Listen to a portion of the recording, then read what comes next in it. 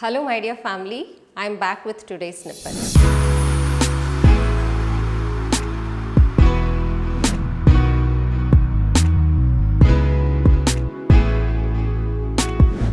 இன்னைக்கு ஸ்னிப்பெட்டில் நம்ம என்ன பார்க்க போகிறோம் அப்படின்னா இந்த ஃப்ரெண்ட் அப்படின்னு சொல்லுவோம் இல்லையா, அதுக்கான ஆல்டர்னேட் வேர்ட் என்ன, வேறு என்ன யூஸ் பண்ணலாம் அப்படின்றதான் இன்றைக்கி நம்மளோட லெசன்.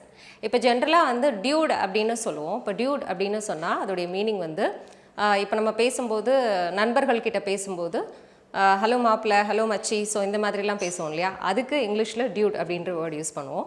இது தவிர ஜென்ரலாக நம்ம வந்து ஃப்ரெண்ட் அப்படின்றதுக்கு வேறு என்ன வேர்டு யூஸ் பண்ணலாம் அப்படின்றதான் இன்றைக்கி நம்மளோட lesson. If you are ready, let's get started. Never stop learning, never stop growing, never stop seeking the brightest star. Apart from dude அப்படின்ற வேர்ட் தவிர்த்து you can also use mate use பண்ணிக்கலாம். இந்த mate அப்படின்னா it's an informal way of saying friend அப்படின்றதான். If you say cheers mate, cheers அப்படின்றதுக்கு thanks அப்படின்ற meaning உண்டு. ஜென்ரலாக cheers அப்படின்றது நம்ம எப்போ யூஸ் பண்ணுவோம்? It can be used to express saying good luck before a drink. நம்ம ஏதாவது ஒரு ட்ரிங்க் நம்ம சாப்பிட்றதுக்கு முன்னாடி நம்ம cheers சொல்லிட்டு ஒரு குட் லக் சொல்கிறதுக்காக யூஸ் பண்ணுவோம். This one everyone knows. Apart from this, இது தவிர்த்து cheersோட மீனிங் என்ன அப்படின்னா தேங்க்ஸ் அப்படின்ற மீனிங்கும் உண்டு. Okay, so for example, cheers for sending over that mail. It was really useful.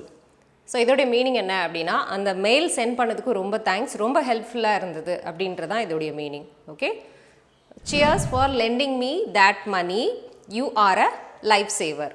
அந்த பணத்தை சரியான நேரத்துக்கு எனக்கு அனுப்பினதுக்கு ரொம்ப தேங்க்ஸ், நீங்கள் வந்து ஒரு லைஃப் சேவர் அப்படின்னு சொல்கிறது.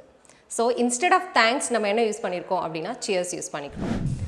இப்போ ஃபார் எக்ஸாம்பிளுக்கு நம்ம யாராவது ஒரு ஃப்ரெண்டை நம்ம வந்து பார்க்குறோம் அப்படின்னா, இப்போ ஃப்ரெண்டை பார்க்கும்போது hey mate, how are you doing, hey mate long time no see அப்படின்னு சொல்லிக்கலாம். ஹே மேட் எப்படி இருக்கிற, பார்த்து ரொம்ப நாள் ஆகுது அப்படின்னு சொல்கிறதுக்கு.